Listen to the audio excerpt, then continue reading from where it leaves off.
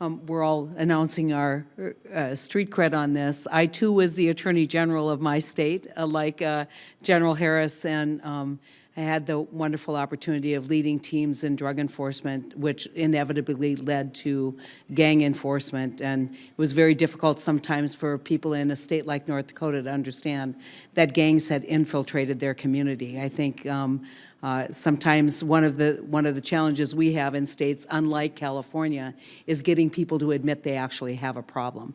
I don't think there's any doubt that MS-13 has become a cancer in our society, and that it's metastasizing in every community, including communities in my state, especially Native American communities where it's easier to infiltrate. I will tell you, like any cancer, we need a whole range of treatments. You know, if you get breast cancer, you can't just rely on surgery. You're going to have chemotherapy, you're going to have radiation, you're going to have after treatment.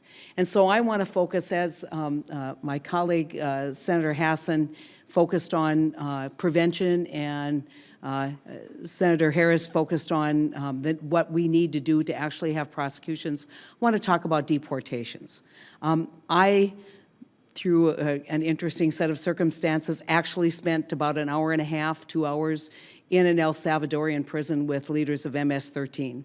They rely on those gang leaders to maintain some kind of order within the prison system, because otherwise the overcrowding, there's no way they could maintain that population. And so you see MS-13 basically embedded throughout the culture and throughout the society, the civil society of these communities. I also, in San Salvador, went to a religious-based anti-gang program, where a lot of it was job training, a lot of it was trying to find opportunities so that future gang members or people who were just on the cusp of recruitment could find an opportunity other than joining the gang for economic stability in their lives. Now, with that said, I will tell you the biggest problem I see is extortion. And when you deport a gang leader, an MS-13 gang leader, back to the community, they're going to find a family member, and they're going to extort. And all the great wishes and outreach that you're talking about today may not be all that valuable if they think that if they don't join in this country, that the grandmother will not be alive the next day. And so the extortion piece of this is incredibly difficult to get at. And I think we cannot solve this problem without thinking about stabilizing the Triangle countries, especially the country of El Salvador.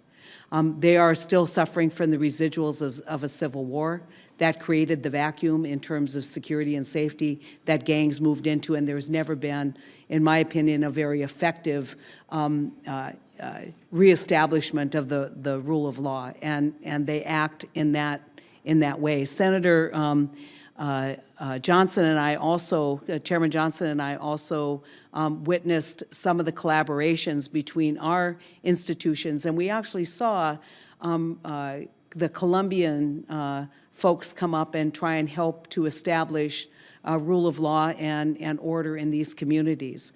My question to all of you, and then I'll just let you take it from here, when you are arresting or when you're dealing with the community, how much of this do you hear, and have you thought about, if only we could have a program in El Salvador, if only we could work more collaboratively with our counterparts in the Triangle countries, particularly El Salvador, we could get a better handle on what's happening here. How much thinking have you done about international collaboration, I guess would be my question. To answer that, I just wanted to touch base on what Senator Harris, what you were asking.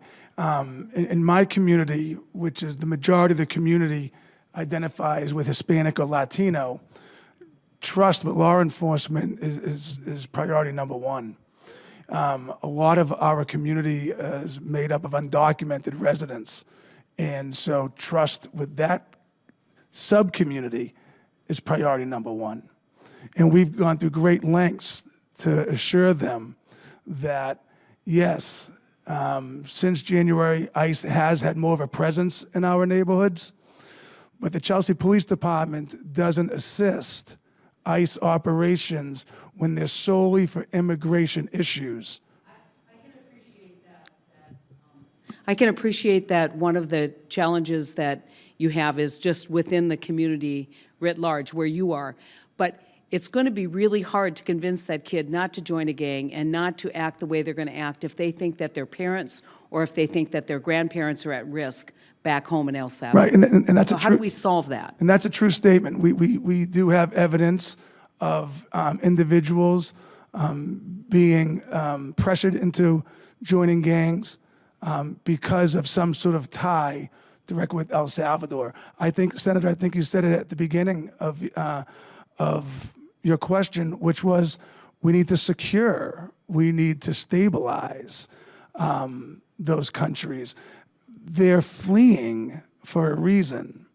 And when they do, they're coming to this country under the worst possible conditions.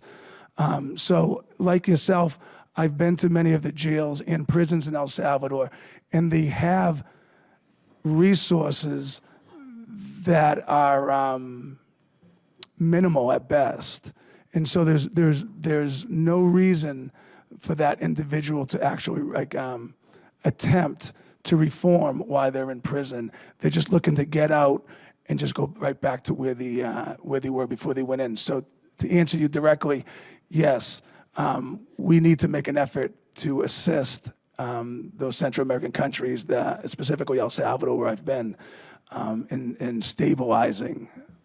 Mm-hmm. From the standpoint of the chiefs of police, how do you see an opportunity to collaborate with your counterparts in the Triangle countries, particularly El Salvador?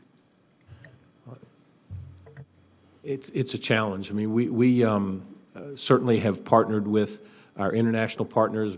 10 of our members are from our police departments from Canada. We've had associate members from the UK. The relationship between law enforcement agencies, especially our federal partners, and the law enforcement agencies of some of these countries is we got to build the trust there. Yeah. You have to be able to trust that that information that you're sharing is not going to be misused.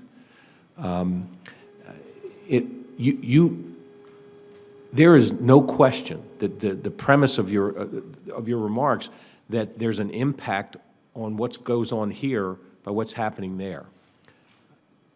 Unfortunately, as a local police chief, even as you know, the president of major city chiefs, I'm not sure local law enforcement has much control or much influence over the issue that you're asking about. And I think my point would be that then we're just treating symptoms, because we aren't going to get ahead of this unless we work collaboratively. And I completely understand the hesitation to share intelligence or any kind of information back and forth. You don't know who you're talking to.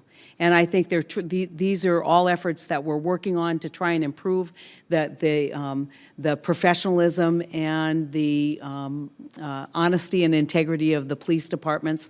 We've seen some steps in the right direction. They definitely are not there. But I still, like Senator Harris and like Senator Hassan, I understand the critical role that local law enforcement plays. And when we make mistakes here in terms of national policy and national cooperation and the utilization of the resources we have in this country, when we don't do our job internationally, you guys are going to continue to be stressed and have this same issue. And so I just wanted to bring that, because I think a lot of people think, well, deport them home. Deporting people home may in fact be sending one of the worst perpetrators, who now has the ability to extort any number of additional people to achieve a criminal result right here in the United States. So thank you so much for everything that you do. We want to be great partners with you, and thank you so much for your testimony.